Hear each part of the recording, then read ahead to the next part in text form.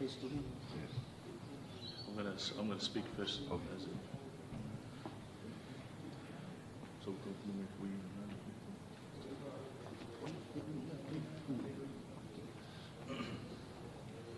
yeah, whenever. Yeah.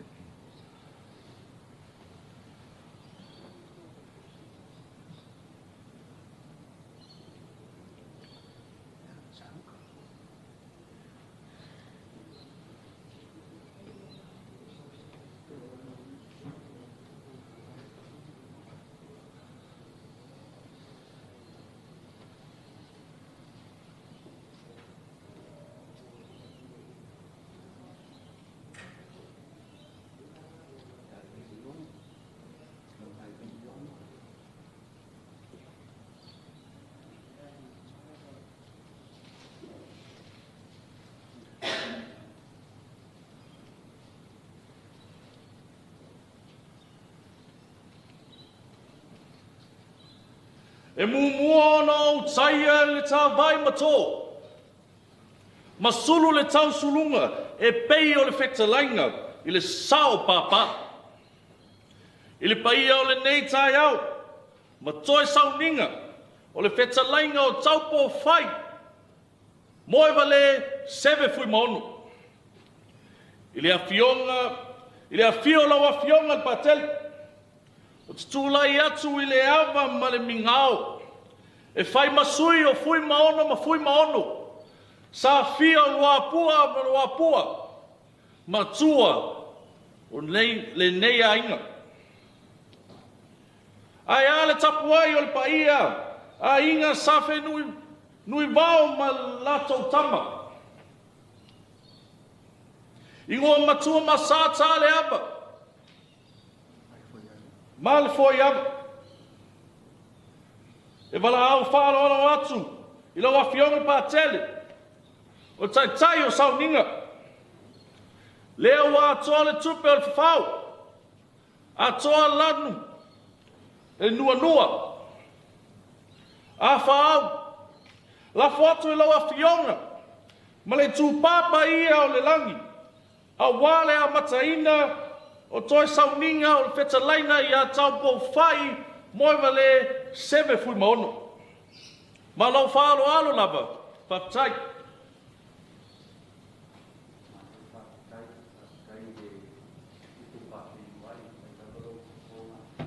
O tau moli Fuimaono I male ainga whakapau. I o le nei taimi tātou mori atu loa, le tino maliu o le tamanei, le a matalia la tātou sāhina.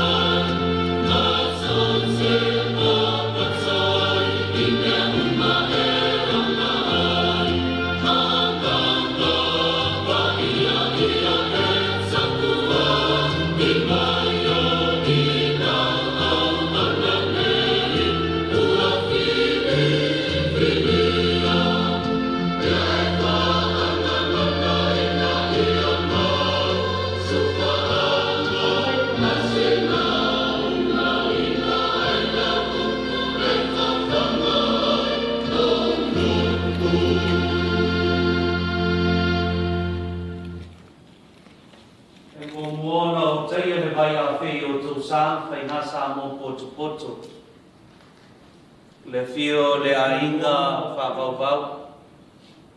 Ia e maise foi le fio Fuimaono le nofo alo.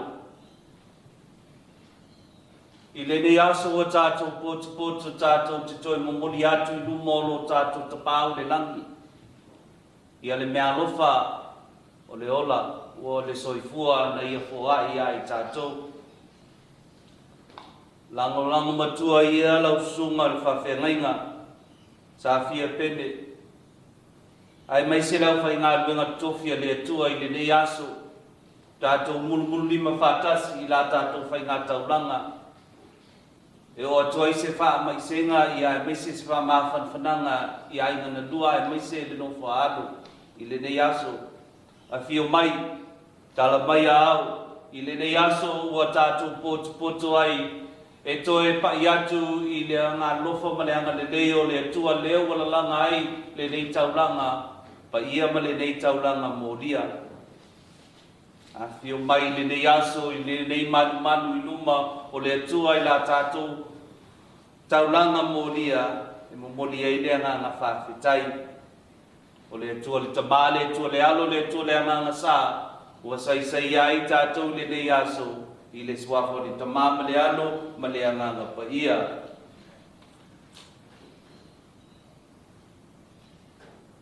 E ao ia I tātou e masangi foi I le tuma le anga le Samoa. Ai le imolia se la unga pe a mataria te sauninga e mua na tātou wha maulalu. E mua na tātou wha tulou. Yo tātou vaivainga mo tātou se A vea I tātou e whai masui o le nei tamā I luma o le atua tātou te I foto ele ai ma tātou tangi atu I lana wha ma ngalonga I le tele o taimi o tātou whai o tātou loto ai tu le whinga ngalo o le atua. O ia o le atua alofa o le atua a ngā alofa na ia maliwha lava au luma le kuluse mo I tātou uma o toe so o le langi ma le lalolangi. Tātou li liu atu I a te ia o le a ngā lofa ma tātou tangi atu I la tātou I whonga.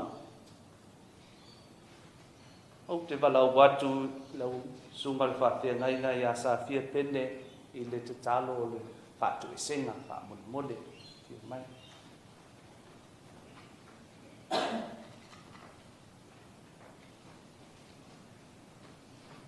Ngā tātou tā. Mātou te siwa I langi tau masapi vao marie. Ele atoa tupe I le whao. Ele atoa atu I le uwaa I le whātau tainga ma le whātama soa le inga I le tangata. Ele ngata I plainga I a Taupoufa'i au Fuimaono. A lo mātou wora ngā lue au whao wau le wholanga I o lang nei. Vea ia o Fuimaono, o le nei pot patonga I o wauna te tai o te tofi, e whātau teira le nei sāminga, Fuimaono ma le mātou ainga. E ai la tōu o loo sila mai moa I upenga te whailangi.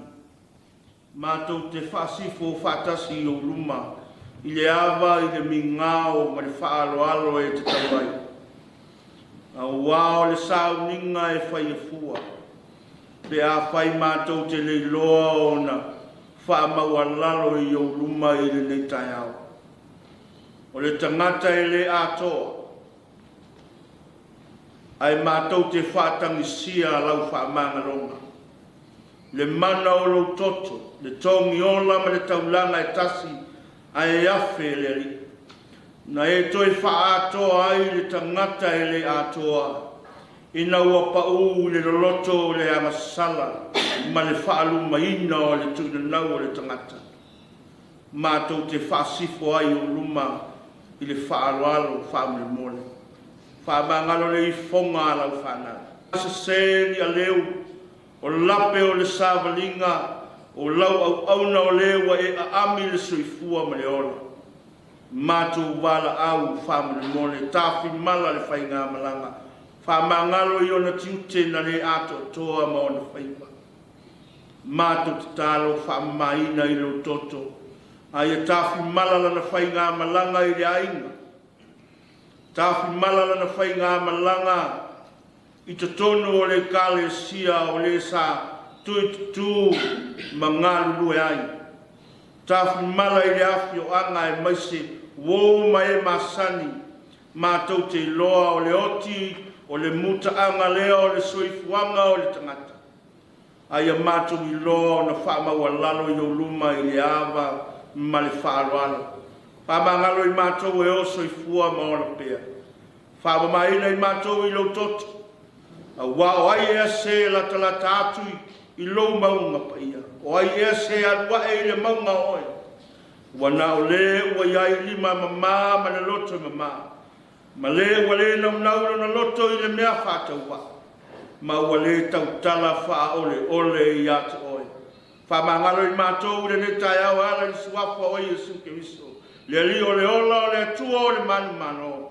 E ala I suafa o Iesu mātou te tāla ma wala au atuai. Amen e amen.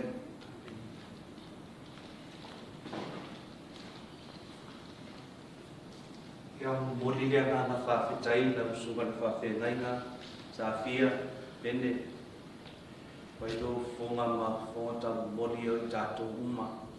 I le ne aso I le tātou tangi atu I lo tātou tapau I lana whaamanga longa.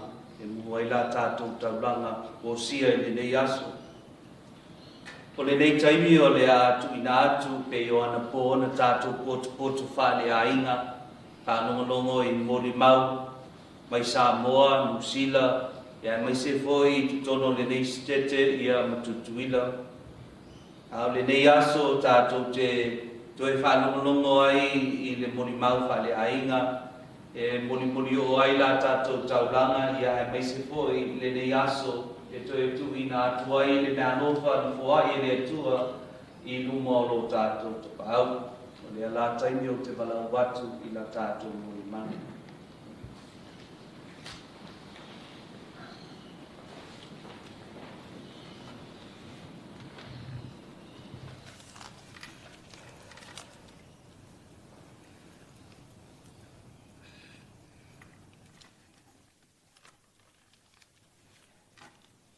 Swafa mani malo Keriso.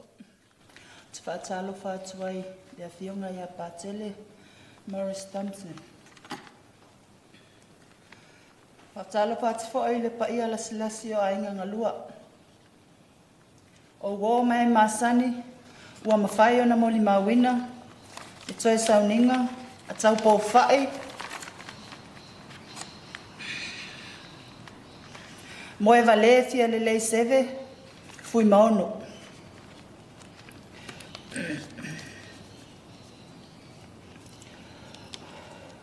E vai lo tino, ma lo loto.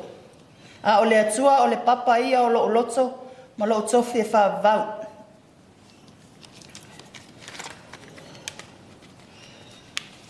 Se e whaisina o moli mau i le mawhitanga ma le tuangane ia Taupoufa'i. O Taupoufa'i Moevalē, Fialelei, Seve, Fuimaono.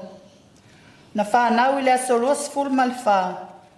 Ma sina sifulu, tasi iwa li matolu. Ai wala awina o ia e le atua, i le asofa, ma sina e fitu. Lua afe lua sifulu tasi. O na maatua, o tamasau, ma Fuimaono atanua Safia a wenga. Fuimaono i salani lava. E to avalu o na oso, ai to alua o na tua whaafine. E toa sifulu malitasi i mātou. E ulu matua, Fuimaono po valu. Lua Taupoufa'i Moevalē, Fialelei, Seve, Fuimaono. O ia lea walu neila na whainga malanga. Tolu Fuipo, Wha Fuimaono sani, luna 5 tauwawa, ono Moevalē, Fasiota, o le teine lea, fitu au talavo, Valu Safia viki, iwa Fuimaono mafa, se fulu lua pua whawai.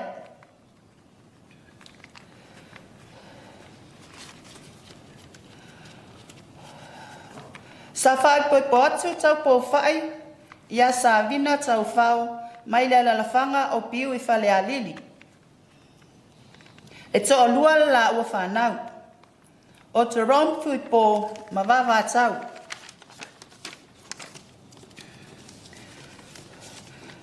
E toa tolu ana crankgate, e lua tama, tasi le teine. E ulu matua viki, lo na lua Ronic, ai lo na tolu Shanice.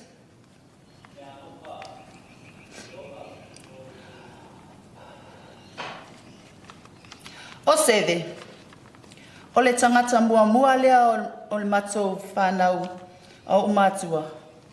Na mua lava au mai e whalaa, ma Fuimaono pati i New Zealand. E sau e whaingaluenga, ma sa ili atu se lumanai mo matua man matou a inga.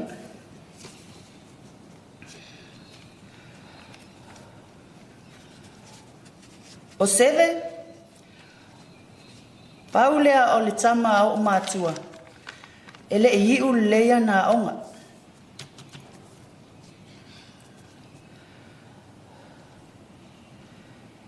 Ele ia onga foi ona ia i se a onga le tu malo po le college. Sa soani o ia i o matua. E meselo tama i le atina aina o matua ainga. Pe o le ala lea an whaale tonu aia na o onga.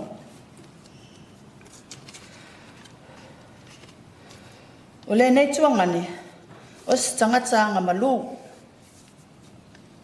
loto alofa, se tangata i le tauta so.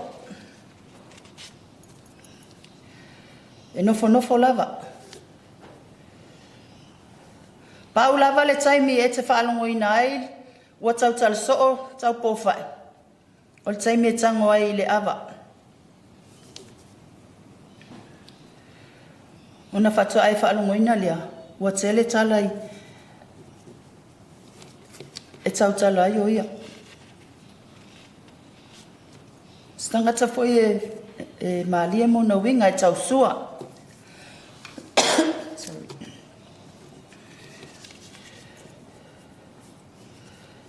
A o na fo le tangata lea, na fatua whaalongo lea ua ngamu.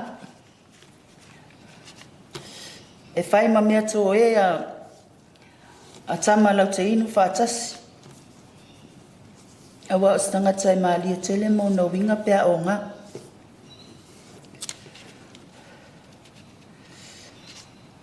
Ina ua mu mai Taupoufa'i I malponi man no foi maluna tali to lua malfanau. Sa yei se vai taimi sa ma yei o ia matu ina atu il falma. Sa o tala noa ia fui po ai fe mai o lon tamala il falma. Sa o wali e asi o ia il falma. Sa o tala noa ia watsau ona mu mai maluna tali I nei sini le mea o lo o iai. O te tausi a te ia, a wā ua mai o ia. Au lana tali, se I tala noa ia fui po. Sa o tala noa ia fui po, o le tali a fui po. Se ia o Christmas, tau sanga len tēnei. Wo whiu wha tali Christmas, e leo mai lava, o toi vidi lo ia fui po, o lea me o tau leo mai e. Ai whai mai, sei uma lisi o lato whale ia iulai. O na o mai la ia lea o whatu ia wale lei. Na o mai Taupoufa'i le whai unga o iuni. O na matu nofo lea. O se langona fia ia te ma ua mali whanau. Ina ua o mai Taupoufa'i matu te nofo leanga. Ua lewa o na vina la o whanga. E alo lofa tele la o whanau ni tamu. Wa ato ato le mato fia wa o mai mato nofo. Sa tau si ei le whanau. Whai uma mea mana o hai. Ai peta iane. Na pupu le mafutanga.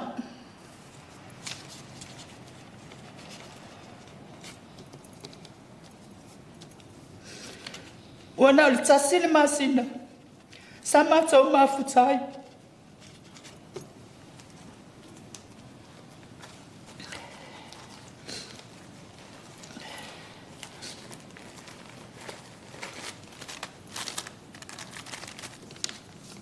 O Taupoufa'i, te leo aso te mana wātua. O lai whaatali mai lava la mea tauai se i o mana wātu. O na whai whaatasi leo le mato me ai le fiafi. O whai atu iai. O lai mea whaatali mai fualua me tauai a te au ai le whailua me ai mainulo whala au.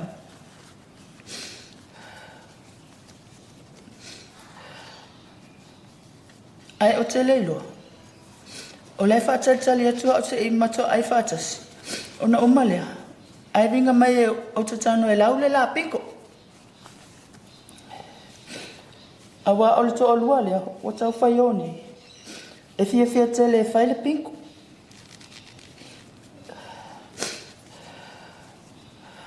O Taupoufa'i. Malo to o lua ua malanga mua.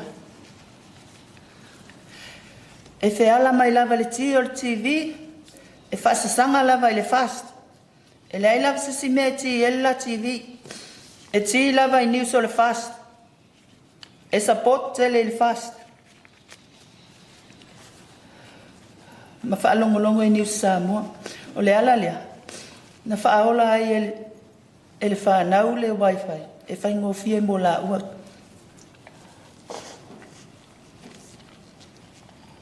A lele upe ana whaola atu e tamaiti le wifi mo la ua. A le utau whaio.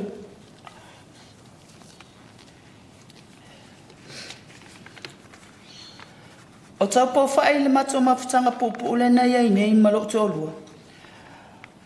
E tumu le whaalo alo. O le whaalo alo iai lo to olua. I le mato nofu ai.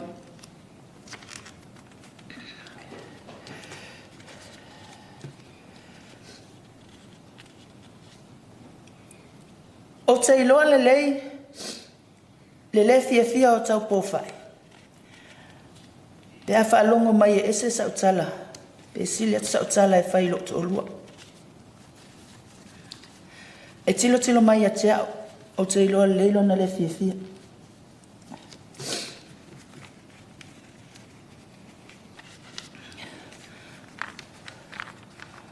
le nei tuangane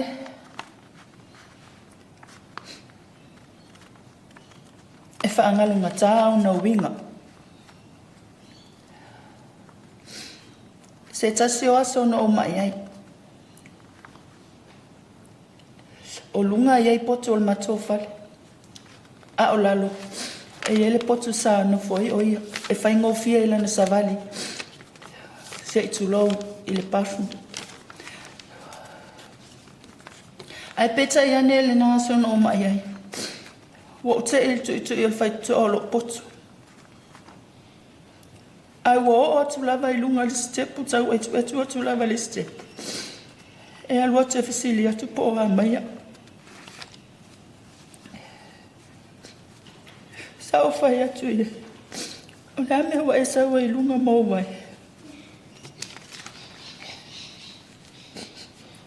Whamei o a mai o whatulu manu e whaftai. O te pole.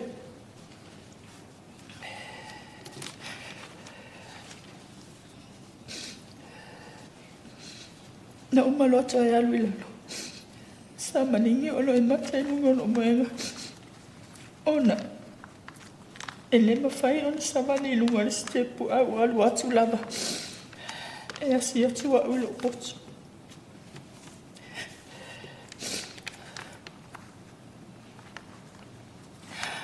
Ile matonu nofo ai nofo mai fui poi manponi e le sa.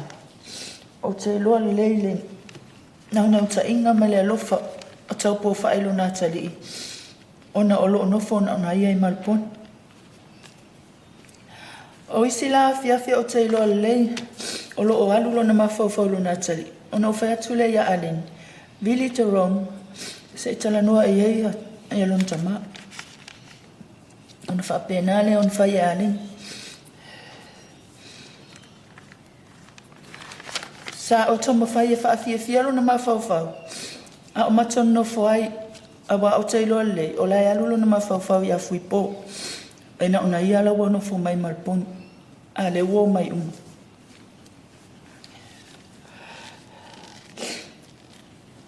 E alofa tele i lana i whanau a fui po.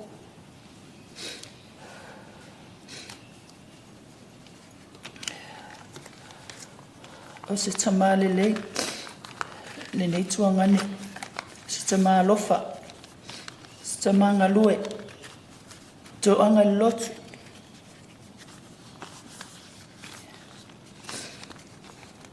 Ele taimisa ia ele fale mai. Sa whapea ona ile ICU. Sa whapea ona whai ia fōma ili ia fui po ina uavili mai malponi.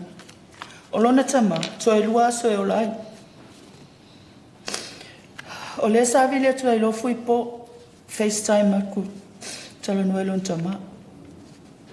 Sa tangi fui po ma fai atu lon tama le tala al foma e uto e lua aso e o lai. Sa te elo na loto. Sa le fia. Sa whapea atu lo nā tali. O le ane te tangi e. Awa e te tangi. O lea lama o te malosi. Awa e te whaalongo i tala fō mai. E le pule fō mai le ola. O le ola le li. E pule le li i le ola. E le pule n fō mai. Ai lo tele awa te tangi. O lea lama o te malosi.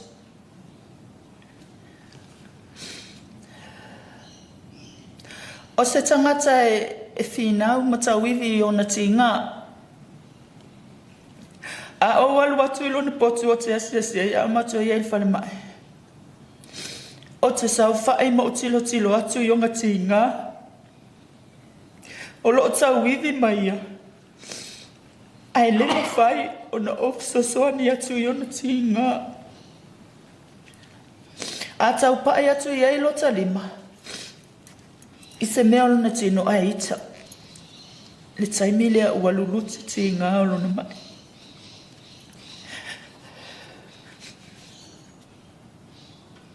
Sa alu atu le fō mai. I le māpotu mana o tama whai mai. I le tae au wa atu le breakfast. Whai mai mātou te tea mai i le afiafia alena, le aso lea. sa aluela no whainga malanga. Sa ma ua tatala noa ma la utama wa mawhiawhia o la matua ua mai whale ma Taupoufa'i.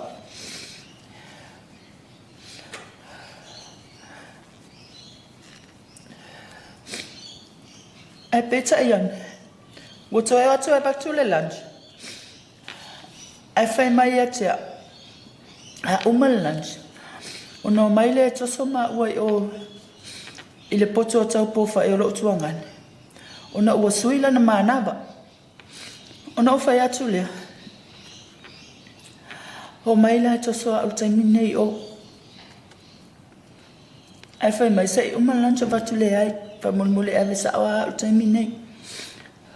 O le me whai la utala. Ua laki lo whai atu e ave a utaimi alina. Se manu o te le maua lo utuangane. Sa saulole nesi ma ave a ui o le potu. E o atu le wheelchair lau te toso aia. O vai atu lai whaatafa mailan ta auto le muenga. Sa o oso ila le male wheelchair o sa vali atu o wha Taupoufa'i. O vai le mai o na la ngutu.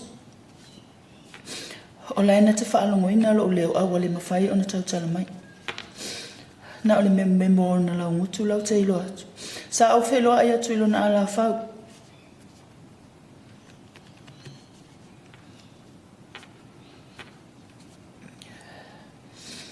Sa au whalongo ina, ilo talinga o lo ta whalo na whonga. Lana mānawa. Sa au tango ilo na whatawhata.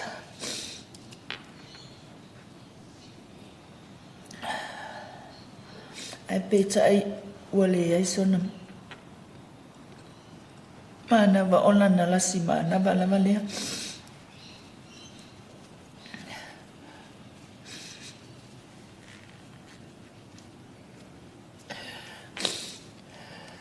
E o atu lau tama, te prawa, una ua toso atu, ua alu Taupoufa'i.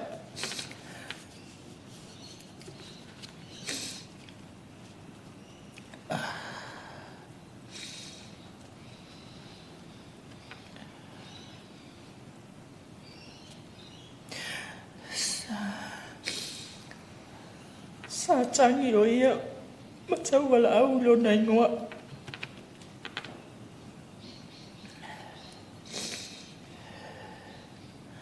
O la whanau e tele ia la ua le ne tama.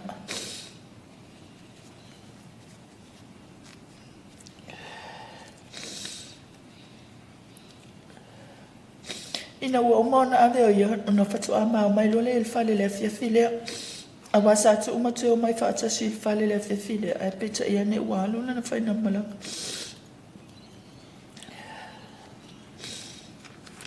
Taupoufa'i. Whaftai tele. I loa lofa. Maloa ngalei. Ia te au mal whanau.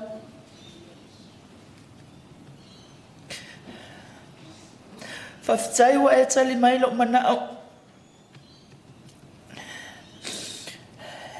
E te sau tātou te nofo. E ui la wana al tasi le masina u tātou mawhutaia e alo. Ai ua mali e ato ato alo loto. Ua e o mai, ma umalo wolai ia tea. Whaftai Taupoufa'i.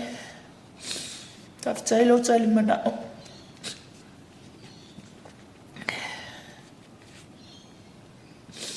Ai sau ia ina alu lau whainga malanga. Ia sau nia ele ali iso no whanga tū maulangi. Ma to te alo whatele mo oe.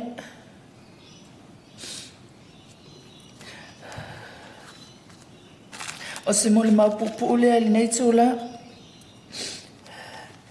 Ia manu tele ina al tatou aso mato ingo fofuanga o toi. Whaftai le sunga le awhiunga ia pātele mo le amanoa.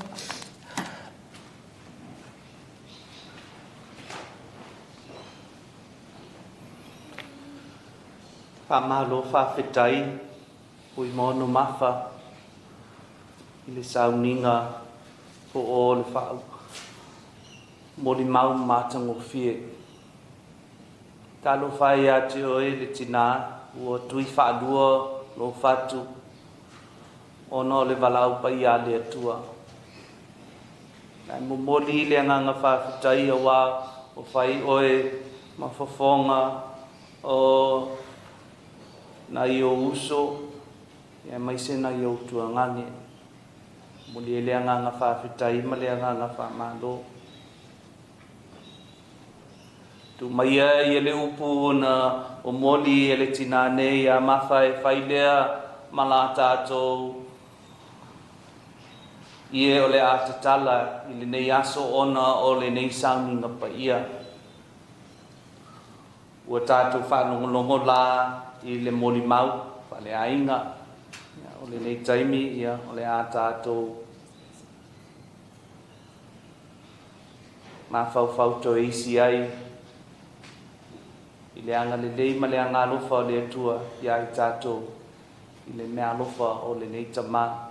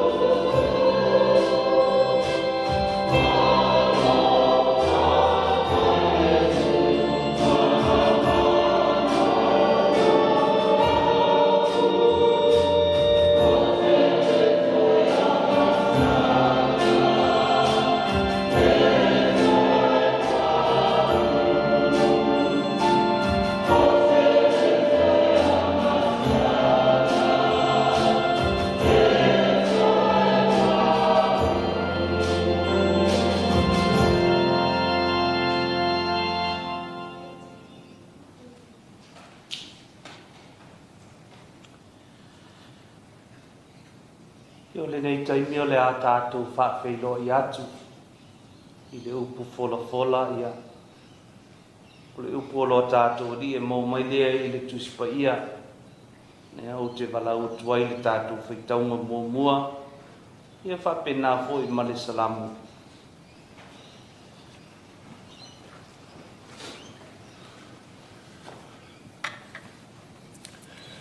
A reading from the Book of Wisdom, chapter 3, verse 1 to 9. The souls of the righteous are in the hands of God, and no torment will ever touch them. In the eyes of the foolish, they seem to have died, and their departure was thought to be a disaster, and their going from us to be their destruction. But they are at peace. For though in the sight of others they were punished, their hope is full of immortality. Having been disciplined a little, they will receive great good.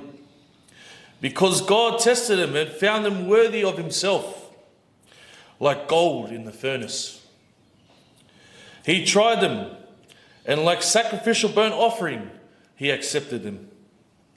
In the time of the visitation, they will shine forth and will run like sparks through the stubble. They will govern nations and rule over peoples, and the Lord will reign over them forever. Those who trust in him will understand the truth, and the faithful will abide him in love. Because grace and mercy upon his holy ones, and he watches over his elect. The word of the Lord.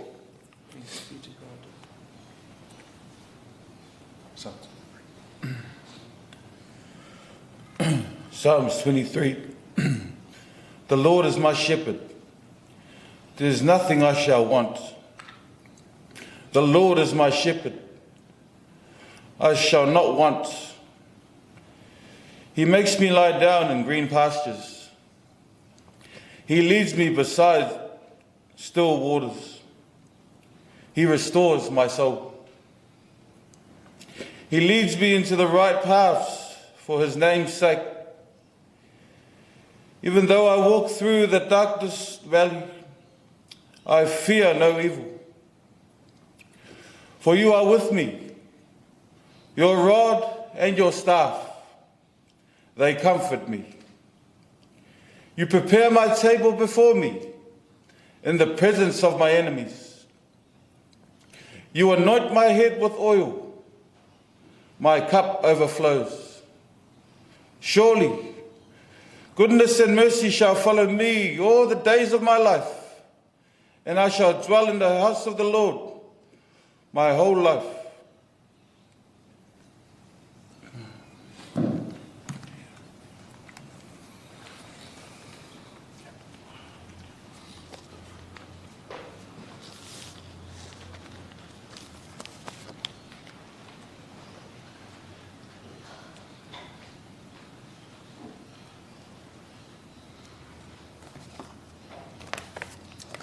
Alau tu lau sungai ke fiu pe fai kau mo evangelia.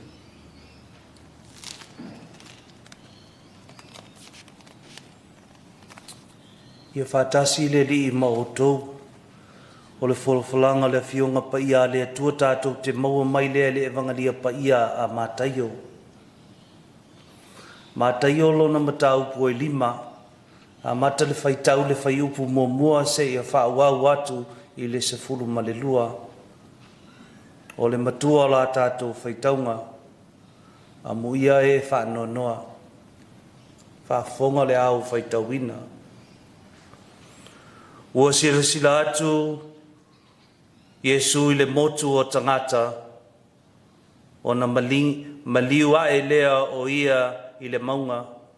Ua nofo I lalo o na o mai ai lea o na so o ia te ia ua ia whetala I atu. Ma o atu ia te ilatou. A mu ia o e mātitiva I le anganga a wā o I latou le malo o le langi.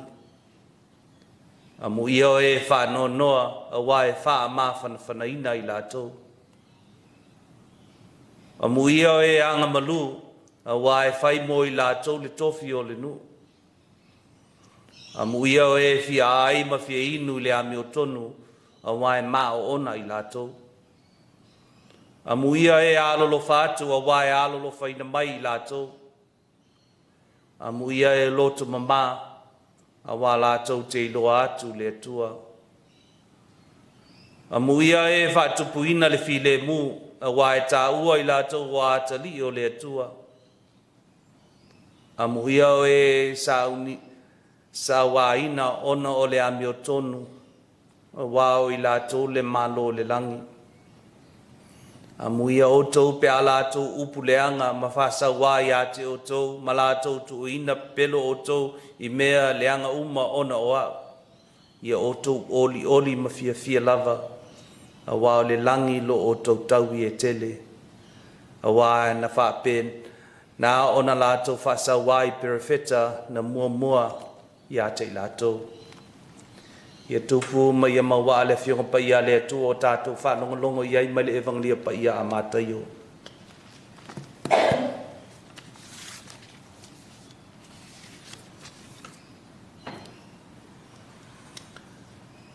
Le nofo a alo, le awhiwhio Fuimaono, ai whapea le pa ia o ainga na lua whanonoa. E whaasino ia salani whale alili. Tulauna oe le ngā whatasi. A whiwhio mai Fuimaono Moevalē tutusa. Susu mai le asi o langi o le sawao. A whiwhio mai sui fuiva o le matua ali.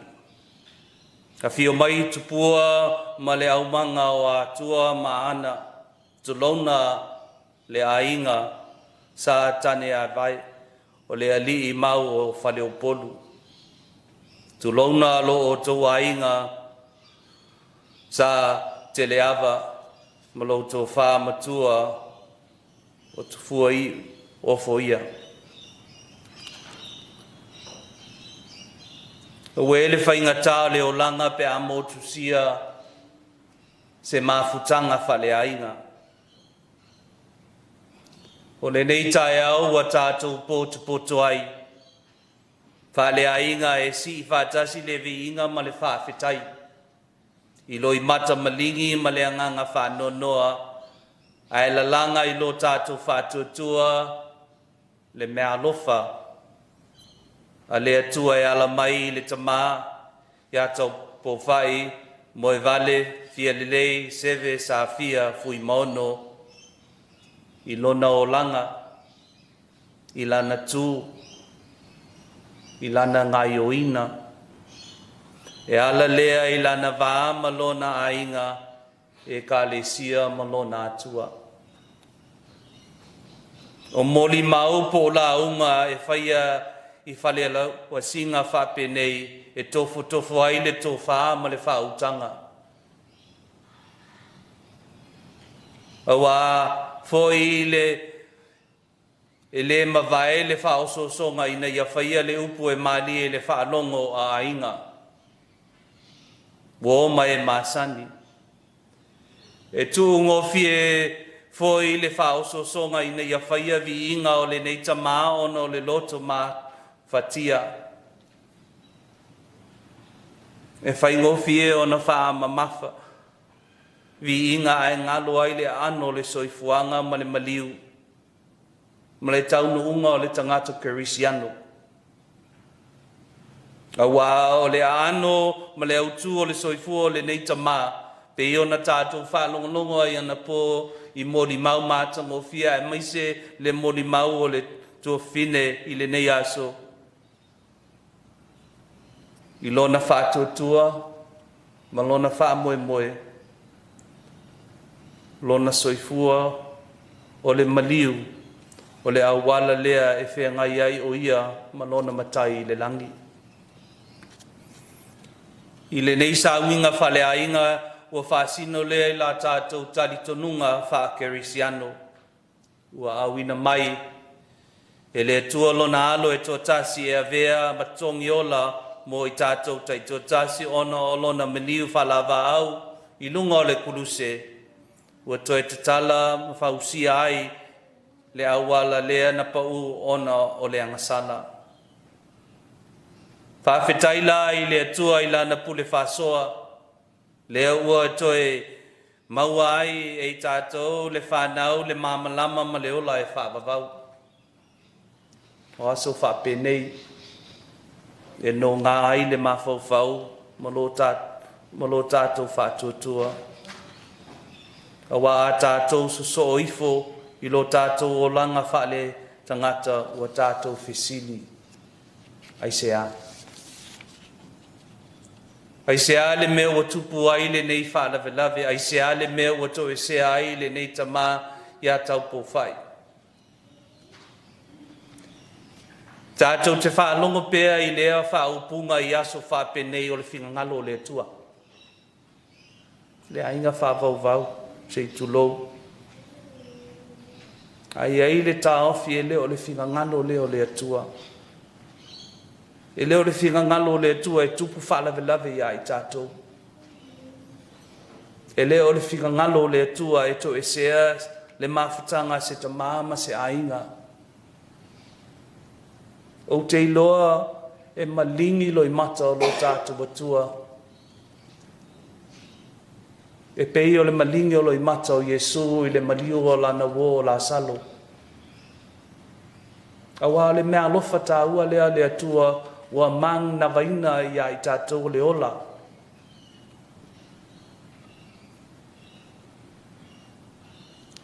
I oe o lo tātou tapaau e pule le ola. O ia vala au ia I tātou. Ai le whinga ngalo le atua. E to e sea se mawhitanga ia I tātou. O aso whapenei e lu I tau ai lo tātou whātuatua. O aso whapenei e au ina ia tātou tala sa pai ma le anganga whawhitai le mea alofa. A wā le ola na whoai e lo tātou matai mo I tātou. Ma si o tātou ai ngai ala le mea alofa o le nei tamā. A wā lo tātou whamoemoenga mala savalinga I le nei langi o lo tātou whātas te sia lea I lo tātou nu moni o le langi lea mo lo tātou atua. I le nei tae au a tātou poto nei I le whātou tua ma le tali tonunga I le ola e whāpavau. I a tātou pulu lima whātasi I lo tātou talo whawhitai. I a manuia le whai ngā malanga a le tamā I lona matai ma lona atua. Ia tātou pulu lima whātasi nei a maua se whananga I le nofo alo.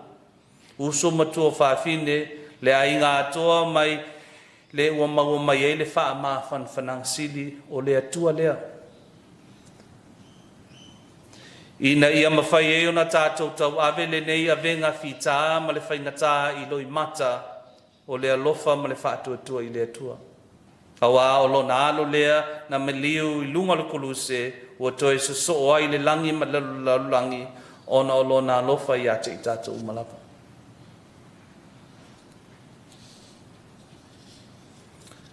Before we conclude today, I'd like to say a few words in English. But so often as I think of the too precious life that has been called from our family, I could not help but remember a story. It's a story about a man who in his life was very active in his faith and his love of God. His family and his church were always important to him.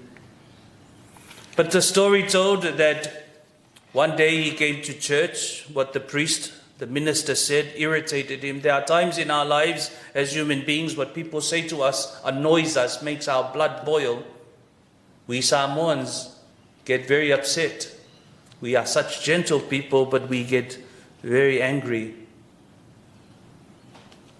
So like this man, even though he was a faithful churchgoer, he was angry, and he decided after that service he's not going to church anymore, and so he went home and stayed home. After a few weeks, he says since he does not go to church, he might as well give up his faith. He doesn't believe in God anymore. He gave it up as well. Very sad. Long before this pandemic that we have encountered and going through, he had the opportunity to go to America, and there in America, on his holiday, he was given a ticket to go and see this national park. He arrived in the morning and he was blown away by the beauty of it, and he enjoyed it so much that he failed to see a sign that says, please do not go past the sign. You know, like, he went past the sign. He didn't care about the sign. You know, we Samoans don't care about rules, you know, in these times of the pandemic. You know, he went past the sign. He went deeper and deeper into the forest. And he came to a big tree like a tamalingi tree in Samoa. And as he got closer, behind the tree jumps out this humongous bear that stands in front of him. And the bear opened its paws and its jaws. The bear was about to eat him.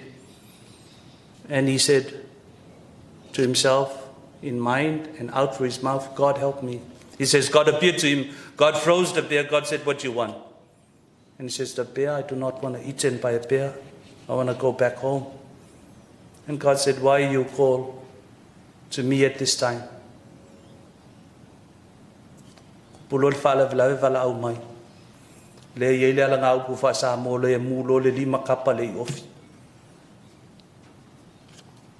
And he says, please help me. Why don't you turn this bear into a Christian? Make this bear go to church. And God said, okay, it's a deal. God disappeared. Remember the bear frozen like this, came back to life. He moved back, put its paws like this, bowed its head. And the bear made the sign of the cross like this. And the bear said, for the food I'm about to eat, I am grateful. This man never lost his faith, but I tell that story because it is being grateful that gathers us here. Fuimaono Sani last night spoke about unending devotion. But I'd like to offer and add that to being grateful. To you, Fuipo, Jerome, to your brother, and to your kids. I hope and pray that together today on this day we are grateful for the precious gift of your dad's life. He was a man, as was mentioned by so many, he had a gentle heart. You know, he was a man of few words, but yet a man that rooted his life in his God and his devotion to you, his family, but especially to you, his son. And so we honor him today with a grateful heart, and we return this precious gift into the loving hands of God. Vele ne yaso e whaamisi atua ia te oe le atali. Ia e maise ia le uso fo ia wātau. E maise ia le whanau.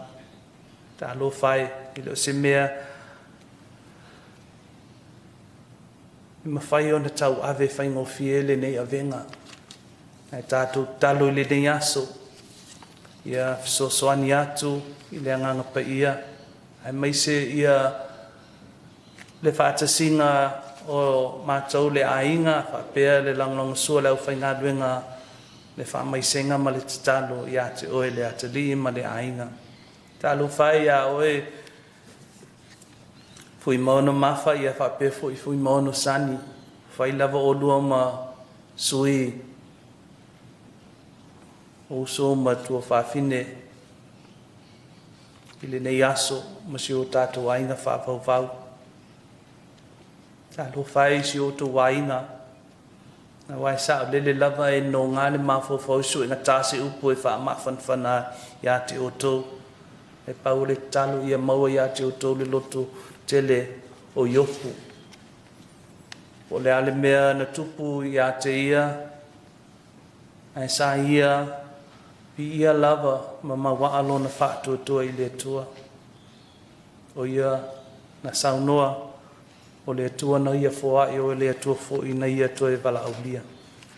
Ia vi le swafa o le atua. Leo whainganwe ngā le atua e mai se lau sunga Safia pene i le ne asfa malo whawhitai. Lo whania tele le nei tamaa.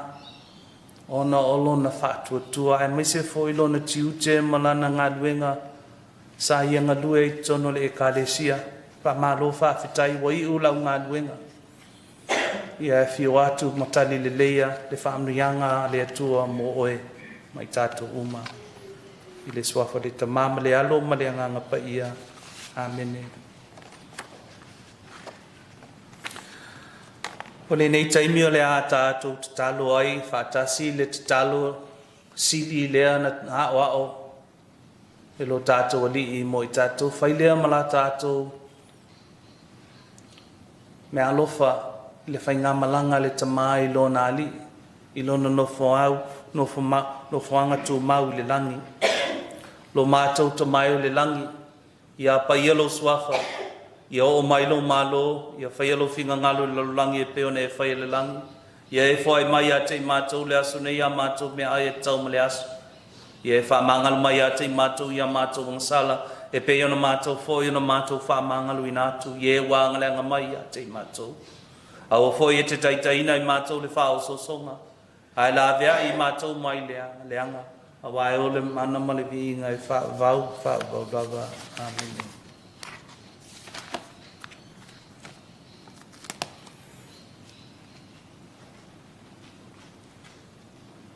Tātou o mai la tātou sa minga.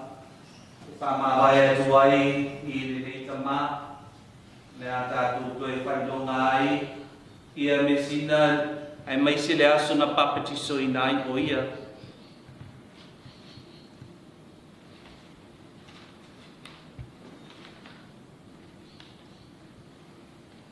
Ai tātou te nei tua, le nei sauninga se o tātou moa i whamawai i le nei tamā. ua maliu e whailoa atu ai lo tātou lo whai a te ia. Ia whama i fo i tātou ua whāvauvau. Ma whama losi ai le wha moe ma le mautinoa e toi whātasia i tātou le alofo keriso manu malo. Ua tō i lalo ai le oti e whāvauvau.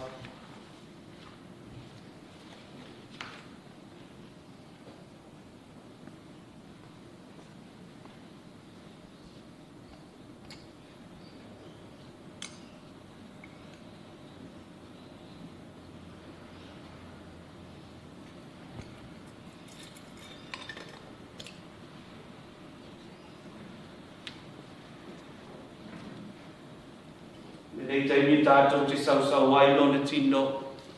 A wā o ia na avea mātani o le tua le aso na tae le ai o ia i le nei vai.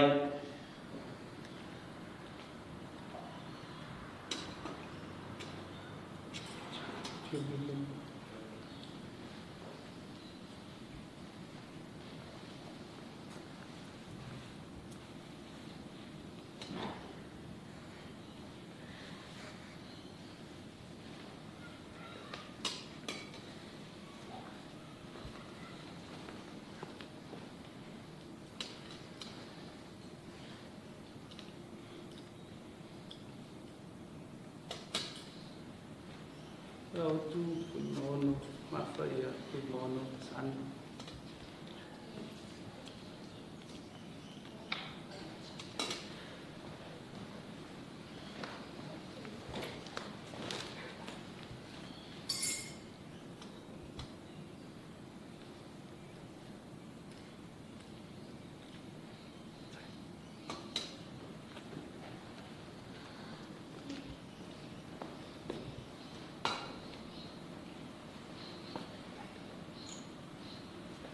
Tātou te whai se solo na tino a wā o le manu. Manuanga leo le anganga pa ia na whoa i a te ia. O i tātou o whai masuli o le atua. Na whoa i mamana vaina le anganga pa ia i a i tātou. Ma whai lana no wha anga mo i tātou i le soifu o le nei tama. E wha manatu ai le mamalu o le nei tangata. Ona o le whapaianga le atua.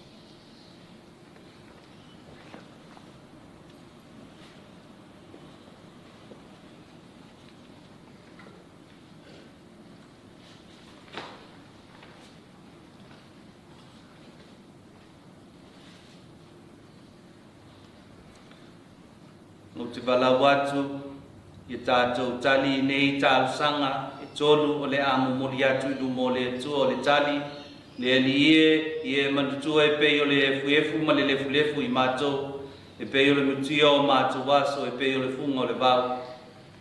Le ali ua malingi lo toto molo mātou uso o maliu, ia e tali le leia o ia i o luma, tali le ali e manutua ua pei o le fulefu ma le lefu i mātou, e pei o le mutia o mātou waso, e pei o le funga o le vau.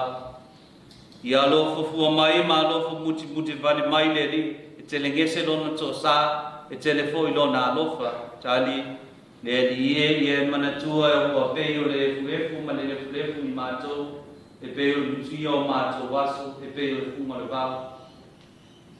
Ia tātou te talo. Le tamai o mātou tuina atu lo mātou uso i o wau. O mātou tau fifoi e te toe e whātuina o ia le asu ngā tāna whātasi mai lātou uma ua māliliu i a keriso. Maolo ia whātasi ma keriso e whāwawau. Le li e whāwhunga mai la mātou te talo. I e tali le leia lo mātou tamā le uso i parataiso. Ia whama whana i fo i mātou i le whātutu o mausali. Mātou te whtai ai uma ia Keriso I le mawhtanga o la whawhia whātasi mo lo mātou uso e whāpawau. O lo mātou o lenga lea e alatu ia Yesu Keriso, lo mātou wali. Amene. Ia whamanuia le tua ia te oe I lau whai ngā malanga. Mai ia whaifu mai langi le nei whamanuianga ma le nei whapaianga. Ia I tātou umalawa I le nei aso a inga poto ai maise le nei tamai le swafo le tamā ma le alo ma le anganga paia. Amene. Ia le ai ngai whaavau o le nei taimi ma le nei tu lao le a tātou muli atu. Le tino maliu o le tamā nei la tātou sanginga muli le tunga mau. Ngai velo leo e muli le anganga whaapitai ma le anganga whaamalo. Ia I tātou uma. I tātou muli le anganga whaapitai. Awa le aso le nei o le anganga whaapitai. I le tua I le meanofa o le ola na ia fuai mo I tātou. A whea fwoi le soifuanga le nei tamai e lui tauai tātou I le anga manu, I le loto maulalu. Ai maise ia lo tātou whātua tua e pei ona ia la e ai ma ia tautua ai lumo le tua e tono le kālesia. To you, Jerome, and the family, but especially to you, Mafa and Sani, you know, our sincere condolences to you. My heart breaks, you know, just to hear and to experience, you know, for so often and so long that your family have got a double blow, you know, in these times of sadness. So let us give thanks to God for the life that is given, but let us also remember that God has them now in His keeping.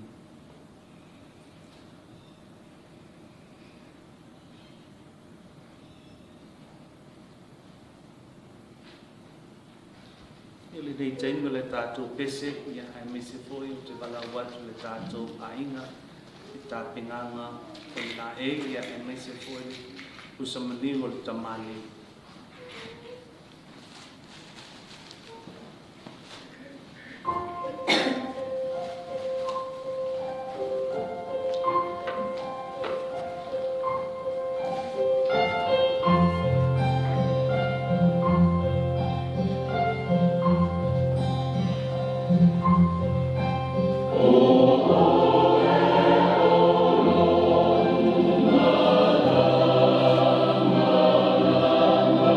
Yesu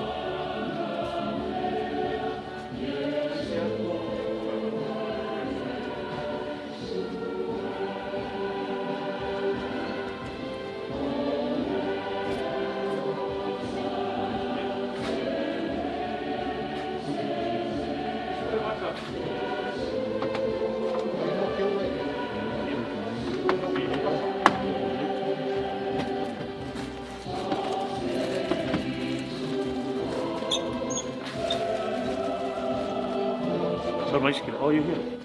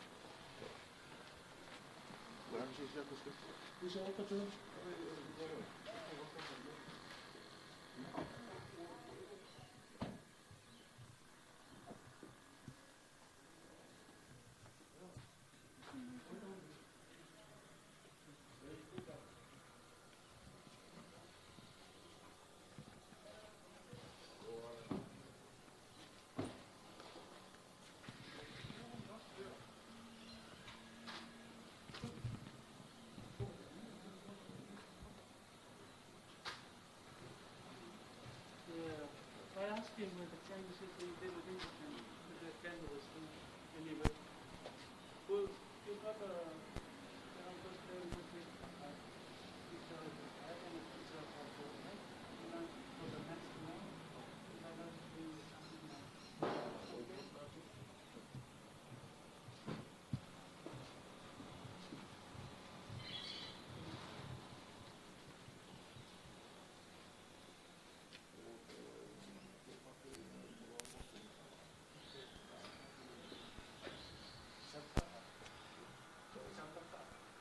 Safia.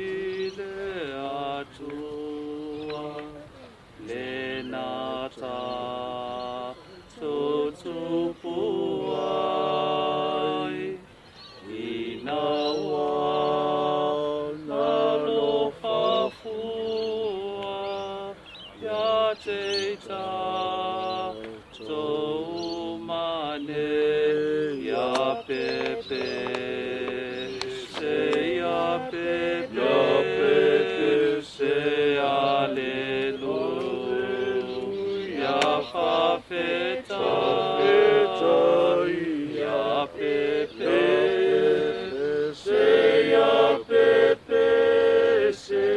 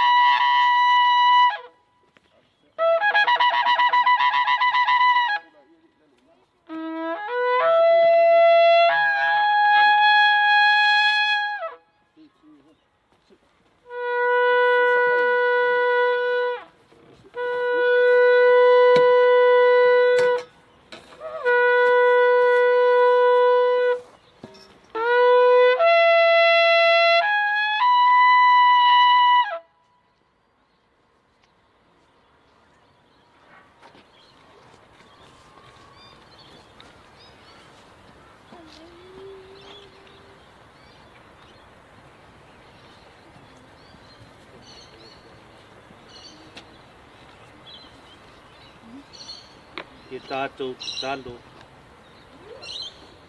Le lie Yesu Keriso. O louta oto i le tunga mau i le aso e tolu. Na e whāpai ai nai tunga mau i lātou e whātua tua i laua fio. E ui lava ina tanu mia o lātou tino i le lele. A o lātou wha moe moe lātou te muli muli i a te oe i le toe tuai. Ia mapu fi le mulo mātou uso i to tono le nei tunga mau.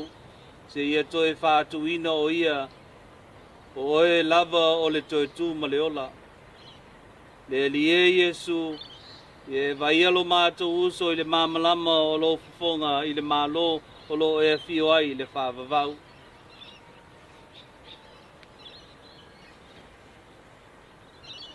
Ua walauina e le atua, le nei tamā, na i le nei o langa. O le afoi ua tātou tuina atu lona tino i le lele na whaia ai o ia.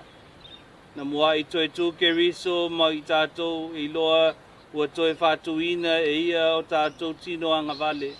I le whaamamaluina whātasi ma ia. O lo ua tātou tuina atu ai le anganga whawhetai i le atua i le nei mea alofa ia tali le leia le nei tamā ma toe whātuina lona tino i le aso ngā taanga.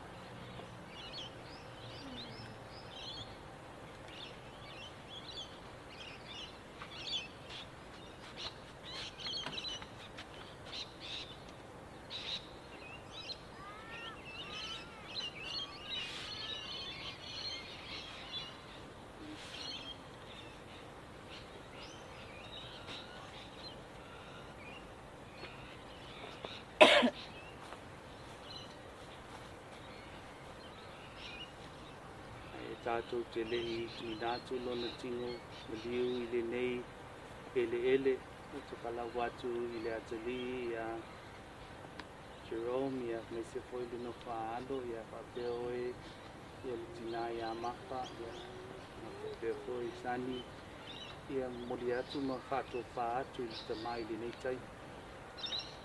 Invite you now to come and say goodbye before we lower this bucket.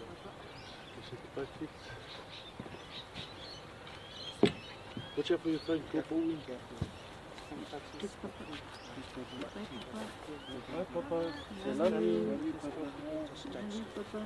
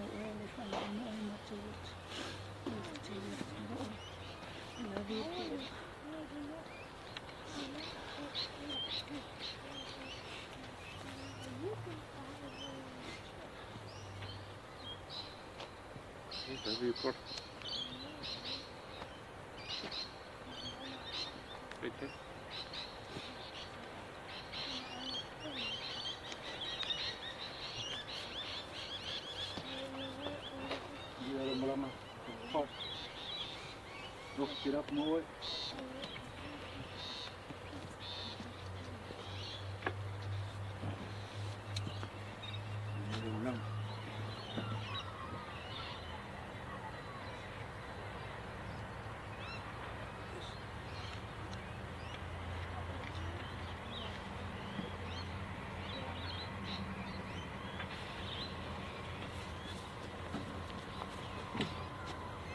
Wela malanga angko. Lofa.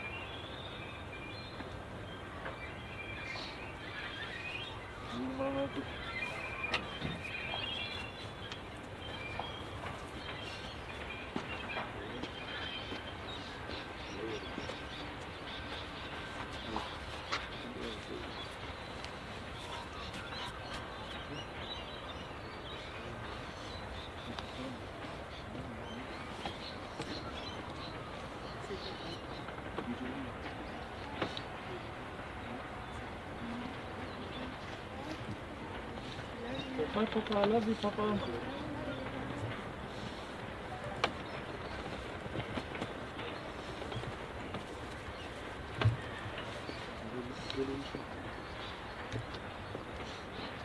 Seve manila malala.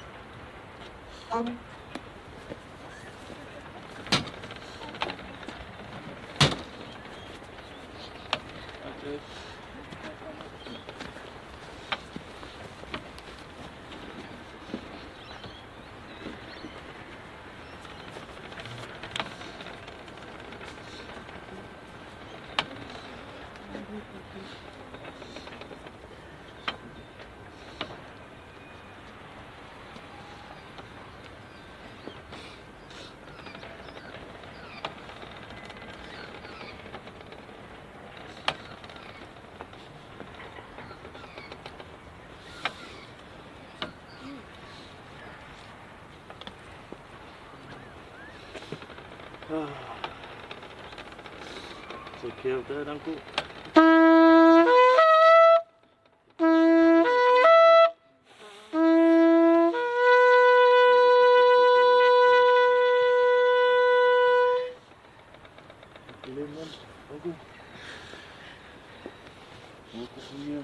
Dad, bailakan.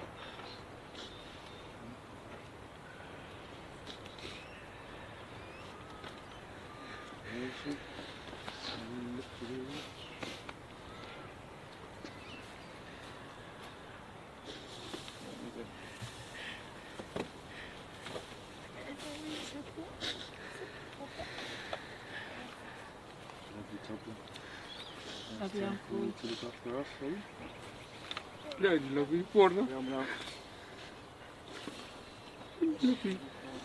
Ia la foatu le avanoa le nei le sunga le whapengaina e ai wai la tātou sānginga se Taupoufa'i.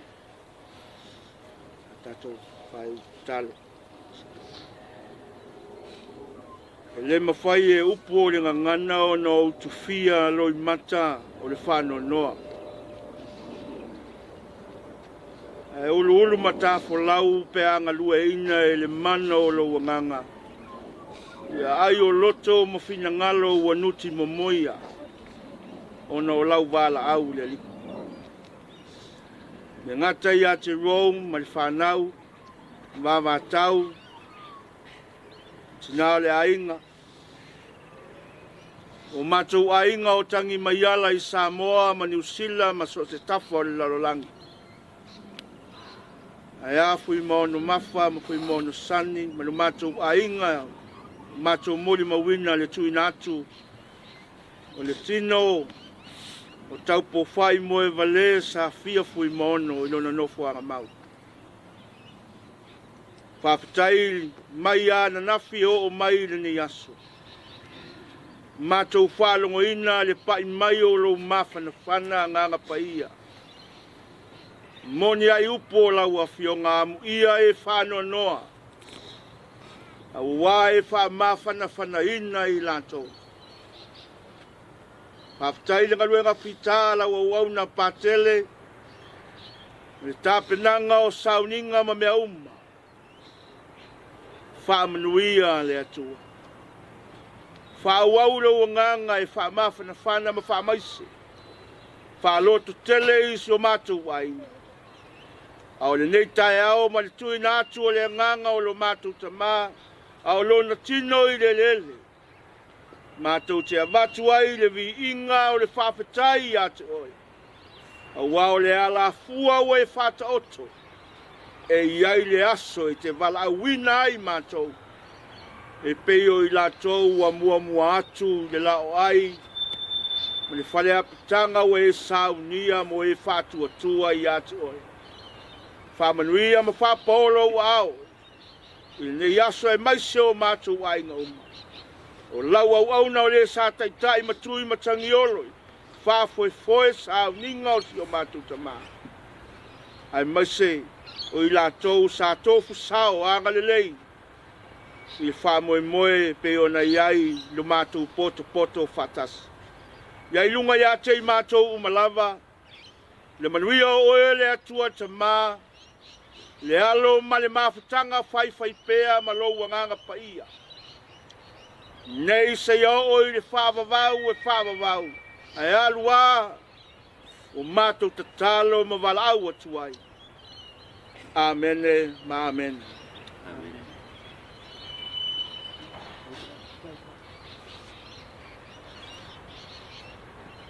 Lea ua kukai nguu.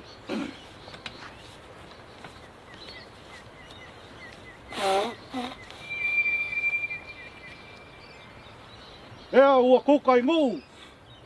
Ma lamba ma ngaia. Pai vo le langi.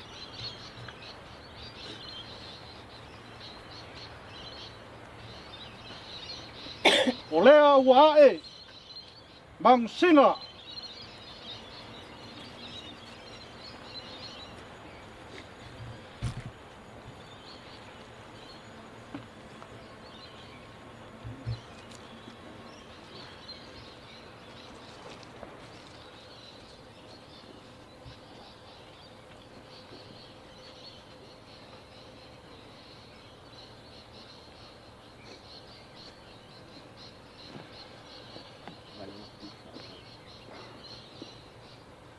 Wo ku ngai le ku. Ai o ke lilia o ngo pisanga e pe le upu i loko fanga. I le ko sau mar ko la sau. Lau fianga pa kele. Wo fa kai fa malo. Mar ko fa so fa le kua. Se kai mio iluma o akse leo le ngai ku. I lau ngalwenga safi kai kunga ai lau o fionga pakele. Ai ave ai le ngai leo. Pai ma fonga kau mori mori o le ainga. O ke wala au whaaro alo akuai lau o fionga pakele masa mo pok pok.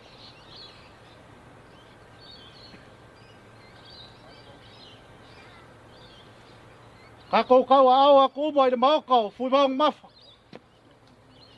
A wase ka mafkanga ma whaau mai a kako fufuanga re ngai asu. Whawhikai.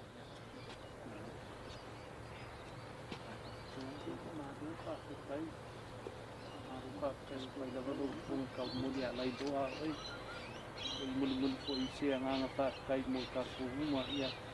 Nga ku avele vi inga mare whaakai lo ka ku kapau ni langi. Wale ge as pia pia o ka ku kukuai. E se a onga ole mea lupa le atu ole ola e whaavavau. Olo o moe o ia.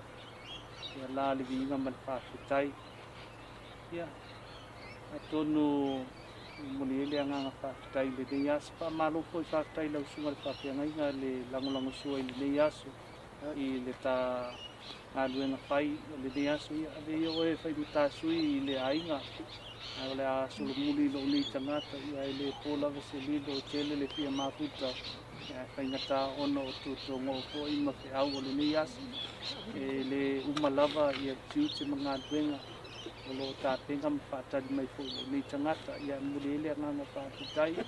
Le aso atai au pe ono o whaatalaula atu i le atali ia a lengi ia ma Jerome o le a moli ai ia le taulanga o le bisa Samoa le moli i aso le sa uma i le manmanu o Seve e le amo moli moli tama ia o uso e to dua leo o ta o whaatasi nei o tai au e moli ai le i July School Mantasi le nā taulanga o le misa ia ona o tulafono lava i le mawhai ona tātou au wai ai o lo maua le avano i mata ai ke mai mua mai ai lunga o le walesi po le tātou whasalalau le Facebook ia o le tanganga le nai lo nei tangata ia ala po tupea i le atali i a Jerome ma aleng ia a whai e whio atai au ia whai lato ma tātou sui uma ia le ai o te anu nei pe a maadibie mātal to ina ia na toe whao atu ina ia pe a mai ele tau inga tai au ia se toe upule nā e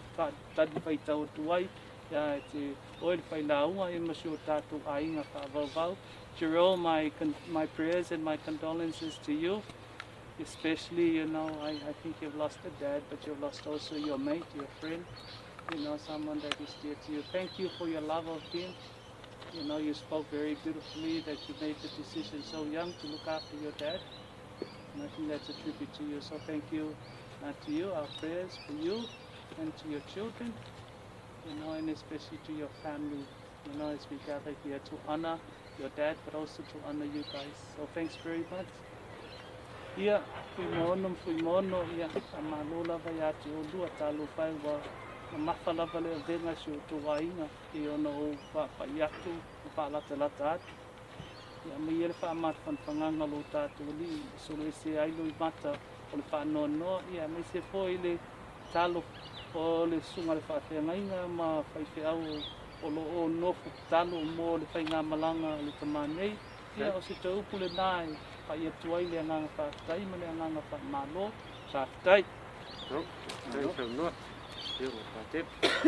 Alo whaatai sa noa lea wa I whanei ati malia sa noanga la wafionga whaateli. O le atunu nei o Samoa e mase Iona mamalu mo nei tū ta whaiwha. Ai momoli le ati po niu ma le fue lave o le launga toto uli ma toto tai o Samoa. Awa tau ave ai, ma whae ai, iao ma papa tau langi ai tama ma ainga, o ainga ma tama. Ale, usonga ia tu mua ma pule o I tu au ma la tau ainga le tai ma le wa o fonti. Tu lou le moto le whaleanga fulu ma le manu tele. Whapopu sa mātou leo ma le nganga whaaloalo. Na wea ilo leo whai mafonga tau muli moli. O Fuimaono na oia. Te nane, o luapua mai mātou o lo tātou pale whengai o no le toi sauninga o le talainga ia Taupoufa'i Moevalē. Ia le Taupoufa'i mamau mai ma po mai le whalai. Fuimaono ma ngafa o lei ainga I Samoa ma New Zealand. Ia o taulanga tangata malupe whalele o lei ainga I New Zealand ma tutuila ma so se tafa o le lolangi. Watu ai sa mātou o nganga whaftai o no lea ua maua moenga ma sa ua le wā. Ia le mawhai o na tātou iai whatasi. I se tau mawhitanga o tāpena ma saunia. Ia whamai ai tūlanga o le so. Ia o paia o lausunga le whengainga la uwhionga patele le o te liaisa mātou tala. Lafa tuna. O le lupe whalele a whale alili. Ia wale paia mangulunga le su o patea. Ia o le lala tama o le alo le tuatang loa. Ia wale su o le fonga le vai o alo ma le toa. Ia le ngafa na tausi. Leo lau tōtou whā. A walo loto o lua e lala ni maota. Ia maise o ilai ua. O e leo le maota o le ala taua. I tu au ma ala taua. Ia le maota tauave. Ma le malai. Ia e pola pui a wale no fua. Manu Samoa. Loto I whalo le manu Samoa na mātou whapea lea. Pai o sa whenu I vau, ia neo o tauto. Ai mamalu lea wala la ngafa malau o nofu atu la whale male tauanga ese a whale alili. Tasilo ta whala e tasilo ta ete. I tau o le ainga. O na u whapele le nganga whalo alu. E tau ai na o se mea tau ai mu ma vea I pe o le tala I whalanga mai a Samoa. Lea se. Tau mawhainga vai whale a wa, wale tala le tonga ma manite ta mali I o whalo alonga e masangi o na tātou tiwa I aso whape nei. A o tātou fua le tā I taimi. Ma le vai tau o le soifuanga o tātou iai I whamai. I o nou whape lea. Moli atu lau whata mali lea. E lima sa lau tā la. Oe. Te pasese leo lau sunga, lau o fionga patele. Whaafitai le ngā luenga mai ea. Mea uma le tāpenanga mai ai aso na nafi o le nei aso. Le tāpena ino le upu fola. La ngona le nei ainga le mawhana whana ma le pai mai o le anganga o le atua i le galuega fita e lē tauia e Fuimaono ma lenei aiga ai paua o lea tau e le atua faatumu le utu o lou pasese lea e tolu afe tālā talu ai o lea ua sa ua le vā maua i le falogo tatou te auai ona o nisi o tuatuagia o le galuega a le atua moli atu lau tau mafutaga e lima salau ia le mafai ona fagaloina afia isi ona vao faafetai ai onu o le lau na faufau e ana aua tau le pau o tāua o le uso tulou suafa auā le taofia o saiono ma le aiga o sa le aupesua ma toleafua ma lo latou tausu le malu le fa'alefitu ma le matua o tauau ai oe o le totō o le ava le totō o le manino e maua uma ai fasiko ala panatu sesi tu le agalea e fio mai tomata e maua ai upo fa'asamoa e silasila i le toa e tagai i le ata o nou fa'apea lea ua na o se tau mafaiga vaivai a lei tua lo taʻaiga molimoli atu lau tau mafutaga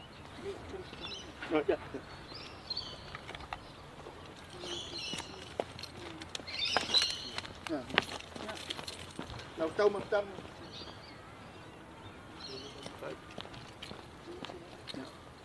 molimoli atu lau tautusi lea e afe lima salau ia o le afagata mai ai sa matou leo tauina ia alofagia le atua pulepule tetele ua ou lē apa i le mautua o le gagana ua le gasosolo ao ma le tape o papā ma lagi ma malae o Samoa le talitonu o lea ma lae tauave aua tatou fa'afaigofia e tusai ma le fa'ama'i ia le matou tala lea ma le gaga fa'aloalo e lē galo ia laususuga e o lē o lo'o feagai ma le pu'eina ma le fa'amaumauina aua o lea ua tuina atu le tino Taupoufa'i i le mafai ona toe va'ai ai Stacy a o ata ma mea o lea ua fa'amaumauina ia e molimau au ata e au ona fa'apea lea we just say thank you very much tagata aiki malo au pito just a gift for you is $1,000 ia agalelei le atua ma le fua te tala le filei folau i lagimā ma maoni lau mea tolu savilia ma tuatafalu ua le afio le fioga iā patele ia e ale mau le tofā tutumamao ma le tofaloloto lau afioga ai ono e maise o le lausuga ai ono e maise o le afioga iā taumata auā o lua tiute ua mapu ma iai Samoa ma le lautele o le lalolagi nei tu o le sete auā outou fai valofilima fa'amanuia le atua manuteleina Fuimaono ma tu o lenei aiga e ale soasoani mai o le tatou matai ma le agaga fa'aloalo fa'afetai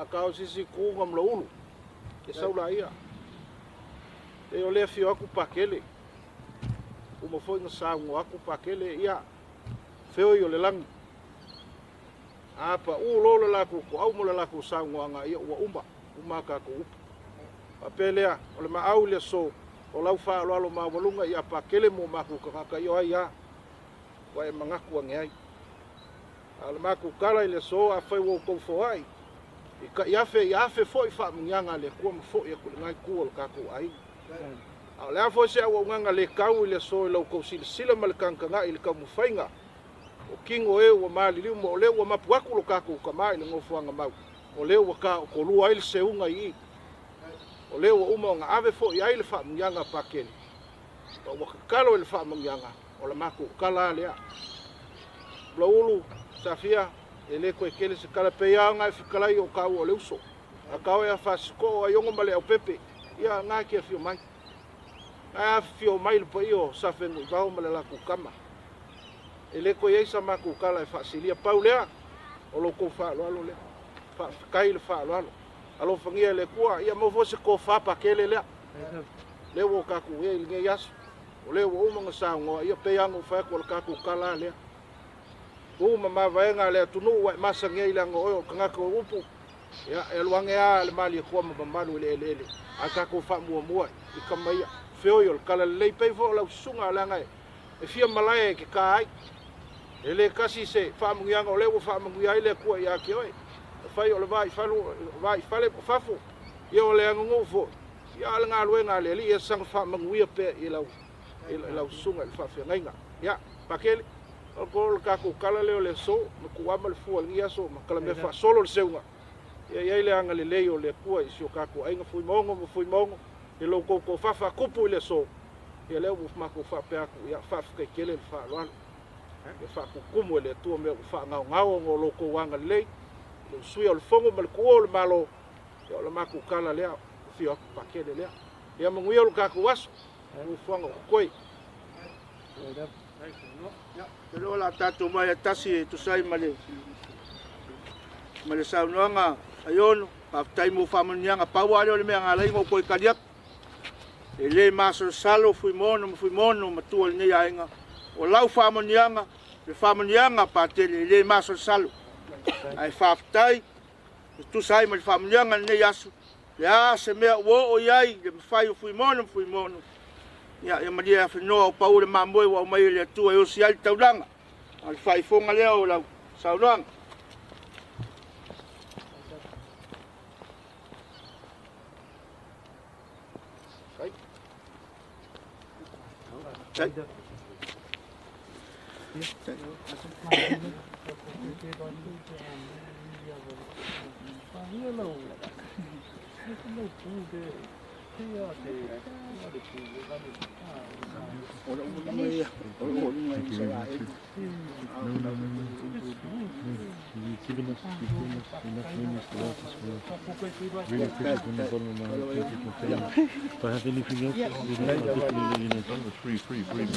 Allora.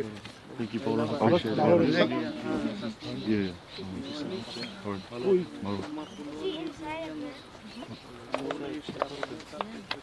Wait, is that him inside of that? 11, yeah. But that's a dad.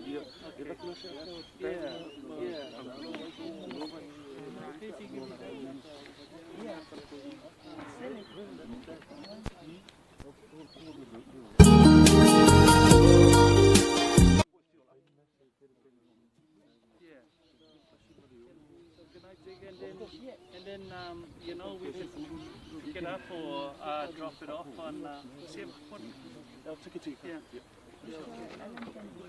Yeah, when you're around, you know. Take care. Okay. You're welcome. Are you gonna move up here or just stay now?